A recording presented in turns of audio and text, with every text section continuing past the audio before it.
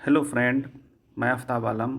आज हम लोग सी टेट मैथ पेडागोजी के अंतर्गत नेचर ऑफ मैथमेटिक्स के तहत गणित में सोच के बारे में पढ़ेंगे, जो आपके सी टेट पेपर 1 और पेपर 2 के एग्ज़ाम पॉइंट ऑफ व्यू से काफ़ी महत्वपूर्ण है। इनसे हर एक एग्ज़ाम में एक दो सवाल आपको देखने को मिलेगा।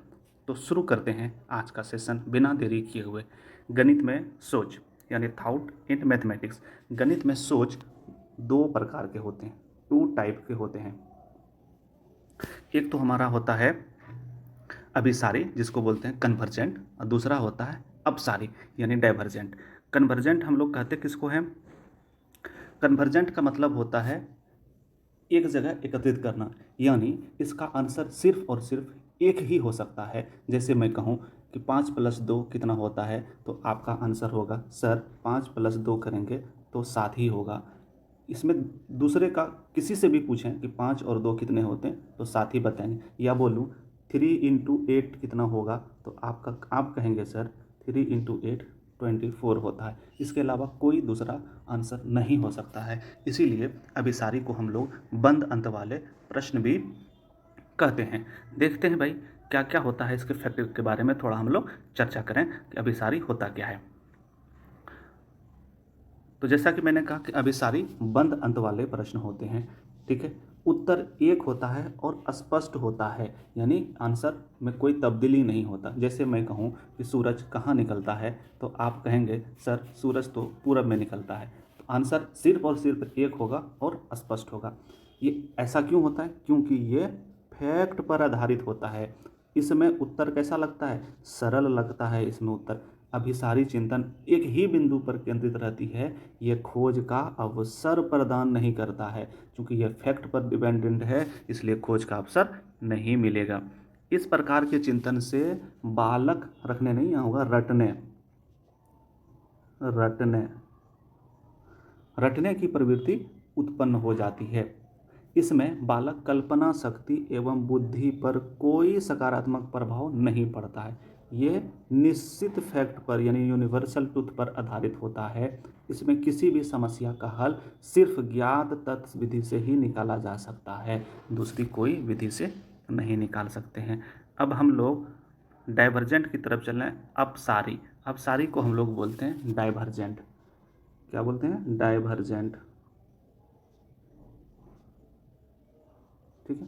डाइवर्जेंट का मतलब होता है फैला देना, यानी एक टॉर्च है, ऐसा मैं एक टॉर्च बना दूं, इसका रोशनी कैसा होगा? ऐसा होगा नहीं, तो ये हो गया डाइवर्जेंट। इसमें कैसे प्रश्न होते हैं? खुले अंत वाले प्रश्न होते हैं। उत्तर एक से अधिक प्रकार से दे सकते हैं और वह अस्पष्ट होता है। कनक मतलब मैं कहूँ कि कोई दो संख्या बताइए जिनका गुणनफल 24 हो, तो आप कहेंगे सर 6 × 4 24 होता है, 12 × 2 करेंगे तो पर भी 24 होगा। कहेंगे सर 8 × 3 करेंगे तो पर भी 24 आएगा। यानी आंसर एक से अधिक प्रकार से हम लोग दे सकते हैं। इसमें उत्तर कठिन होता है, यह लगता है। कठिन क्यों लगता है? कठिन लगने का वजह यही है कि इसमें उत्तर एक से हमको सोचना पड़ता है कि क्या और क्या हो सकता है, और क्या हो सकता है। जैसे ही मैं बोला दो संख्याओं का गुणनफल 18 हो, तो आप कहेंगे सर ऐसा भी तो कर सकते हैं कि 9 × 2 कर लें, 6 × 3 कर लें, 18 × 1 कर लें, 1 × 18 कर लें। तो टाइप टाइप के आंसर्स आपको सोचना पड़ता है, इसीलिए कठिन लगता है। अब सारे चिंतन खोज, आविष्कार तथा मौलिकता को जन्म देता है। खोज भी होगा, मौलिकता को भी जन्म देगा, नए नए लोग चीज़ खोजेंगे। तो इस प्रकार के चिंतन में बालक कैसे होते हैं? सृजनशील बनते हैं। इसमें बालक के कल्पना शक्ति एवं बुद्धि का विकास होता है। इस प्रकार का चिंतन किसी निश्चित तथ्य पर आधारित नहीं होता है, यानी निश्चित नहीं हो सकता है इसका आंसर यही होगा। इसमें एक ही समस्या का हल अलग अलग विधि से निकाला जा सकता है। तो ये तो था हमारा अपसारी और अभिसारी। अब इससे जो रिलेटेड प्रश्न है वो प्रश्न हम लोग करके देखते हैं कि कौन सा प्रश्न कैसा पूछा जा रहा है। देखते हैं आज के प्रश्न कैसे कैसे किस टाइप से एग्जाम में पूछे गए हैं। निम्नलिखित में से कौन सा मुक्त प्रश्न का उदाहरण है? मुक्त यानी ओपन एंडेड वाला हमको प्रश्न चाहिए। तो पहला है 120 और 126 के बीच 5 पूर्ण संख्या लिखिए। तो 120 और 126 के बीच हम लोग 5 ही पूर्ण संख्या लिख सकते हैं, तो ये तो हमारा हो जाएगा क्लोज इंडेड। दो संख्याओं का योग 175 है, उनमें एक 95 है, तो दूसरी संख्या क्या होगी? दूसरी संख्या भी इनमें से इसको घटाएंगे तो सेम ही आने वाला सभी का, तो ये भी हो जाएगा हमारा क्लोज। एक आयत की लंबाई एवं चौड़ाई का अनुपात 3:5 में है, आयत का परिमाप 64 है, तो उसकी लंबाई और चौड़ाई क्या होगी? तो जितने भी बच्चे निकालेंगे सब का सब जो है वो क्या होगा? एक ही आंसर आने वाला है, आंसर में कोई तब्दीली नहीं होगा। चौथा ऑप्शन, जब 3 क्लोज हो गया तो चौथा तो ओपन ऑटोमेटिकली होना ही है, नहीं भी पढ़ेंगे तो फिर भी ओपन लगा सकते हैं, लेकिन पढ़ के देखते हैं। 4 संख्याओं का सूचीबद्ध कीजिए जो 7 दहाई और 8 इकाई से निर्मित संख्या से बड़ी हो। 7 दहाई का मतलब हुआ ये, 8 इकाई 78 से बड़ी कोई भी हमको 4 संख्या लिखिए, तो कुछ भी हो सकता है। कोई बालक बोलेगा सर 105, कोई बोलेगा 99, कोई बोलेगा 999, कोई कुछ, तो सबके आंसर सही होंगे। तो ये हमारा क्या है? ओपन इंडेड सवाल है, और इस प्रश्न का आंसर 4 हमारा सही होगा। नेक्स्ट प्रश्न की बात करें, गणित के कक्षा में अध्यापक निम्न प्रश्न पूछे हैं। कौन से प्रश्न पूछे हैं? 2 संख्या ज्ञात करिए जिनका योग 8 हो। तो 2 संख्या कोई भी हो सकता है, 4 + 4, 6 + 4, 7 + 8। तो ये कैसा प्रश्न हो गया? ये प्रश्न हो गया हमारा ओपन इंडेड। उस त्रिभुज को खींचिए जिसका परिमाप 50 सेंटीमीटर है। जब परिमाप 50 है तो यह कैसा हो सकता है? ये भी अलग अलग तरीके से लोग खींच सकते हैं, तो ये भी क्या हो जाएगा? ओपन हो जाएगा हमारा। 40 का गुणनखंड कीजिए, तो गुणनखंड जितने भी लोग करेंगे सारे का गुणनखंड एक ही आने वाला है, तो ये हमारा हो जाएगा क्लोज।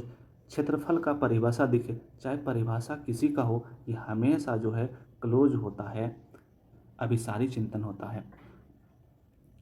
तो ऑप्शन है 1 और 2 मुक्त अंत वाले प्रश्न हैं, 3 और 4 बंद अंत वाले प्रश्न हैं, तो यही हमारा सही हो जाएगा। 1 और 3 मुक्त वाला प्रश्न, 2 और 4 बंद नहीं, सभी मुक्त वाले हैं नहीं, सभी बंद वाले हैं नहीं। तो हमारा राइट आंसर जो होगा ये ए नंबर हमारा राइट आंसर होगा। चलिए नेक्स्ट क्वेश्चन देखते हैं। निम्नलिखित में से किसकी गणित में विद्यार्थियों के समालोचनात्मक को प्रोत्साहित करने की संभावना अधिक है? यानी समालोचनात्मक का मतलब हुआ कि जिसमें सोच विचार लोग कर सकते हैं, चिंतन कर सकते हैं, सृजनशील बन सकते हैं, तो वो वाला। अरे 20 और 25 के बीच 4 पूर्ण संख्या लिखिए, 20 और 25 के बीच 4 ही पूर्ण संख्या होंगे, वो कौन से होंगे? 21, 22, 23 और 24। इसके अलावा तो और कुछ हो ही नहीं सकता, तो ऐसे में तो ये ऑप्शन हमारा गलत हो जाएगा। 25 × 25 करेंगे तो 625 होगा, ठीक है, ये भी हमारा क्लोज हो जाएगा। यदि वर्ग का क्षेत्रफल है तो परिमाप, ये भी हमारा क्लोज हो जाएगा। 40 सेंटीमीटर परिमाप वाले आयत की लंबाई और चौड़ाई ज्ञात करिए, तो ये वाले में बच्चे को थोड़ा सोचना पड़ेगा, क्योंकि सब बच्चे का आंसर अलग अलग हो सकता है, तो हमारा राइट आंसर हो जाएगा 4।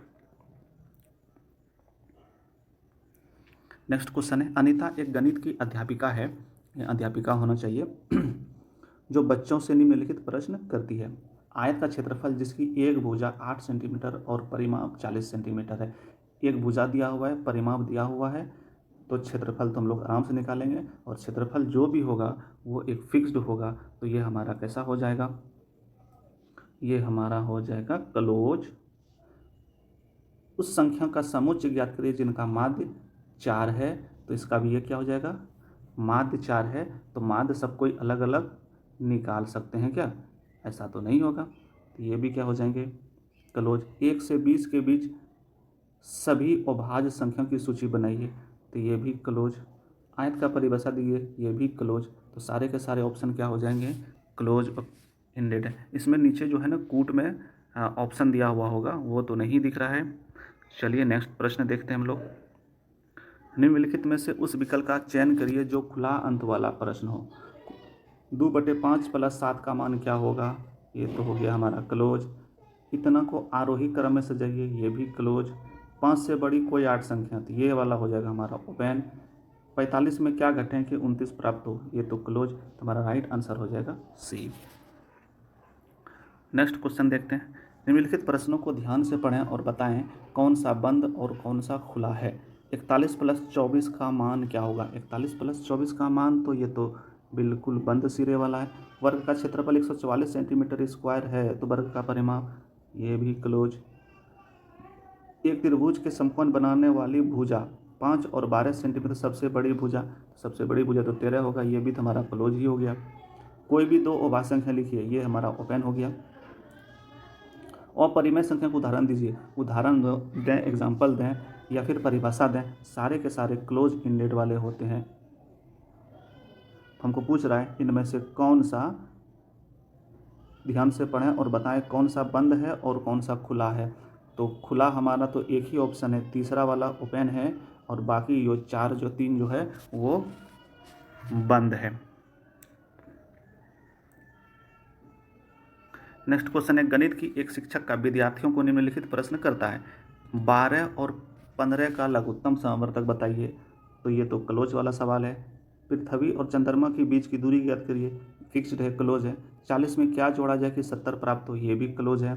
कोई दो संख्या बताइए जिसका गुणनफल 24 हो, ये वाला प्रश्न हमारा ओपन है। तो इस पर भी कूट में भी हमारा आंसर आ जाएगा कि ABC क्लोज है और D ओपन है। चलिए आज के लिए इतना ही, कल फिर मिलते हैं। Thank you.